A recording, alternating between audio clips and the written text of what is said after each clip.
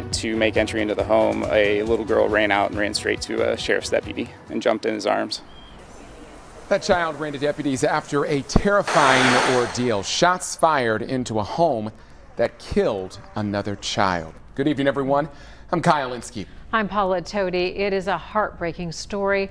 A family loses a young child after someone fires more than 24 bullets into a local home. And tonight, deputies are searching for the killer. Local 12's Christian Hauser starts off our team coverage tonight with the latest from deputies and neighbors as they try to come to grips with this little girl's death. Christian, what do you know?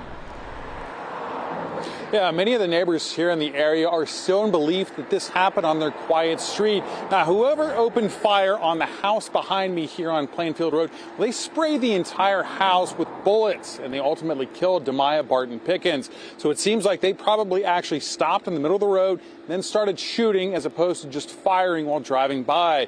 Now, there's a neighborhood actually on the other side of that house, so any of those bullets could have hit someone else in that neighborhood, and easily we could have had more lives lost here. Now, I went up and I counted at least 25 bullet holes in the home behind me. Now, one of those hit and killed 9-year-old Demaya, but we're waiting to hear back from the sheriff's office on what deputies believe happened here, what may have started all of this. Now, there is at least one bullet that went through the main window in the house, and then you can see 3 more that went through the front doorway, any one of which could have been the one which hit Demaya. Now, as far as we know, the shooter or shooters are still on the loose. Here's what some neighbors said about this shooting. That's frightening, really. That's frightening. And then a young child, lose her life like that. Innocent standby, 8 years old. I mean, come on.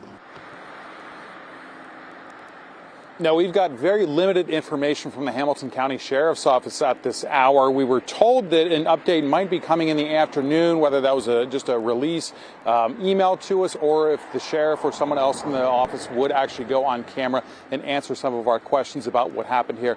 But again, that has not happened so far. Now, given that this house was the only one shot up, you would have to imagine this is not a random act of violence, and this was a targeted attack.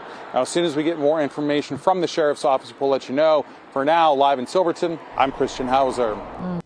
You can always find our local 12 stories right here on YouTube. Don't forget to tap subscribe, and then you can get all the notifications.